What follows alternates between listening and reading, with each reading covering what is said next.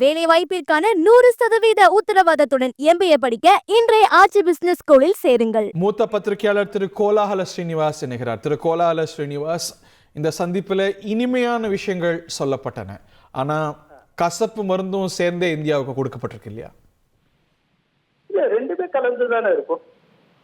உறவுங்கிறது நீங்க சாப்பாட்டுன்னு வர்றப்போ வெறும் முதல்ல வைக்கிற அல்வாவையே முழுக்க முழுக்க இலையில போட்டுக்கிட்டு இருக்க மாட்டாங்கல்ல. அல்ல காரமான பொரியல் இருக்கும், கொஞ்சம் காரம் குறைவான அவியல் இருக்கும், எல்லாம் தானே சார் ஒரு விருந்துன்னா. அப்படி அதுதானே விருந்து. நம்ம பொதுவா விருந்துல பாவக்காய் கறி போட மாட்டோம் அப்படிங்கிறப்போ ஆனா ரொம்ப கசக்குதே சில விஷயங்கள். இல்ல, நாம பார்க்க வேண்டியது மியூச்சுவலா ரெண்டு பேருக்கும் பெனிஃபிட் இருக்கா இல்லையா. சில ஒரு வாரத்துக்கு முன்னாலே நினைக்கிறேன் ஒரு முக்கியமான சொற்பொழிவுல ஜெய்சங்கர் ரொம்ப தெளிவா ஒண்ணு சொல்லியிருந்தார். என்னன்னா, அமெரிக்காவுடைய வெளியுறவு கொள்கை அப்படிங்கிறது இப்ப கம்ப்ளீட்டா மாறி வேற ஒரு கோணத்தை நோக்கி போயிட்டு இருக்கு. அது முழுக்க முழுக்க தன்னுடைய நலன் சார்ந்து முடிவு எடுக்கிறது. அதாவது அமெரிக்காவுடைய இன்ட்ரெஸ்ட் அப்படிங்கறத மையப்புள்ளி. இதுக்கு முன்னால வரைக்கும் அமெரிக்காவுடைய இன்ட்ரெஸ்ட்க்கு புறம்பா இருந்தாலும் கூட வீண் பெருமைக்காகவும் வெட்டி பெருமைக்காகவும் அமெரிக்கா நம்பர் 1 காட்டிக்கிறதுக்காகவும் டாலரா கோடாடு கோடி செலவழிக்கும். இப்ப அதுல இருந்து விலகி அமெரிக்காவுடைய இன்ட்ரெஸ்ட் அப்படிங்கிற ஒரு மையப்புள்ளியை நோக்கி நகர்ந்திருக்கு. That is in loggerheads with our interest. இன்னைக்கு குறிப்பாக வர்த்தக உறவுன்னு பார்த்தா நமக்கு சாதகமா இருக்கு, அவங்களுக்கு பாதகமாக இருக்கிறது. ஆனால் அது சமன்படுத்தும் பொழுதோ இல்ல அவங்களுக்கு சாதகமா மாறும் பொழுதோ நமது பொருளாதாரத்துல அடி வாங்கும். பிரதமர் நரேந்திர மோடி பெரிய நண்பருங்கிறாரு டொனால்ட் ட்ரம்ப். அந்த நட்பின் அடிப்படையில நமக்கு என்ன சலுகை கிடைக்குது? அன்பை தாண்டி, அழகான வார்த்தைகளை தாண்டி நட்புங்கிறத நம்ம சலுகைகளின் வழியாக புரிந்து கொள்ளக்கூடாது. இதே டொனால்ட் ட்ரம்ப் சொல்றாருல, இந்தியாவும் அமெரிக்காவும் 1+1 2 கிடையாது 11 சொல்றாருல. இந்த பெருமதிப்பு தான் ரொம்ப முக்கியம்.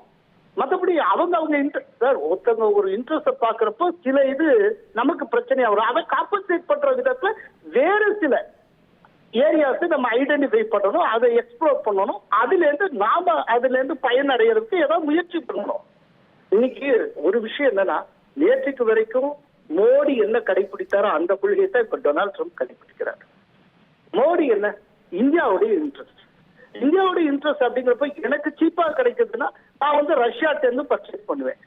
அதே நேரத்துல சீனா சம்பந்தப்பட்ட விஷயம், தென்சீன கடல், இந்த இந்து மகாசமுத்திர பிராந்தியத்துல பாதுகாப்புன்னு வரப்போ குவாட் கூட்டமைப்புல அமெரிக்காவுடைய இருப்பேன், இந்த ரெண்டோடையும் தோழமை கொள்வேன்னு அவர் ஒரு முடிவு எடுத்தார்.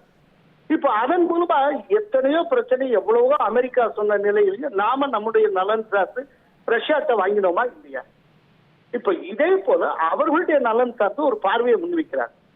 இந்த பார்வையை முன்வைக்கிறப்போ இல்ல ரெண்டு பேருக்கும் மியூச்சுவல் பெனிஃபிட் எங்கெங்க இருக்கோ அதெல்லாம் நம்ம ஷேர் பண்றோம். ஏன்னா அங்க இருந்து வரக்கூடிய ஒரு பைக்கு, அந்த பைக்குக்கு இங்க 100% 150% இறக்குமதி டாக்ஸ் போட்டா இப்ப டொனால்ட் ட்ரம்ப் என்ன சொல்றாரு, அதே போல நாங்க ரெசிப்ரோக்கலா உங்கள்கிட்ட இருந்து வந்தால் நானும் வரி போடுவேன்னு சொல்றேன். இப்ப நமக்கு தான் இந்த வர்த்தக சாதகமா இருக்கு. இப்ப இது மாறினா பாதகம் நமக்கு தானே. அவங்க ஒரு $27 ட்ரில்லியன் எக்கானமி, நம்ம ஒரு $4 ட்ரில்லியன் எக்கானமி. சோ இது அவங்களுக்கு சாதகமா மாறும்போது இயல்பா நமக்கு பாதகமாக தானே. கொஞ்சம் இப்படி ஒரு இடி கிடைச்சா தான் நாம சில விஷயத்தை ஸ்பீடப் பண்ணுவோம்.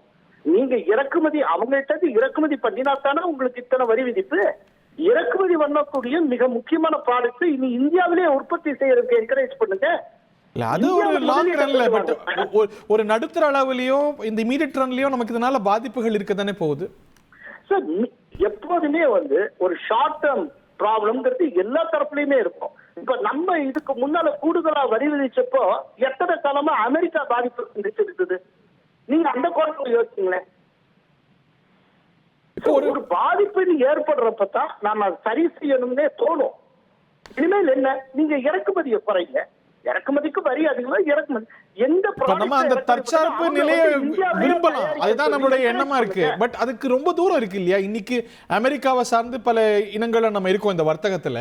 இதை எப்படி எதிர்கொள்ள போறார் பிரதமர்? இது பிரதமரை தாண்டி நமது பொருளாதாரம் எப்படி எதிர்கொள்ளும்? அது தாக்கம் இருக்கும் தானே. It will bite all of us. ஒரே ஒரு விஷயம், ரொம்ப தூரம்லாம் கிடையாது. ஒரு டயத்துல 100% ராணுவ தளவாடங்களை நாம இறக்குமதி பண்ணிட்டு இருக்கோம். இன்னைக்கு ராணுவ தளவாடங்களை நாம ஏற்றுமதி செய்கிறோம். வியட்நாமுக்கு ஏற்றுமதி செஞ்சிருக்கோம், பிலிப்பைன்ஸ் ஏற்றுமதி செஞ்சிருக்கோம். கிட்டத்தட்ட 50,000 கோடி அளவுக்கு நாம இப்ப வெளிநாட்டுக்கு விற்பனை செய்யறோம். இது மோடியுடைய ரிஜிம். இது காங்கிரஸ் ரிஜிமா இருந்தா ரொம்ப காலம் ஆகும் நீங்க சொல்லலாம். மோடியுடைய ரிஜிம். மோடி நினைச்சால் போதும், அவரால் சாதிக்க முடியும். வேலை வாய்ப்பிற்கான 100% உத்தரவாதத்துடன் MBA படிக்க இன்றைய ஆச்சி பிசினஸ் ஸ்கூலில் சேருங்கள்.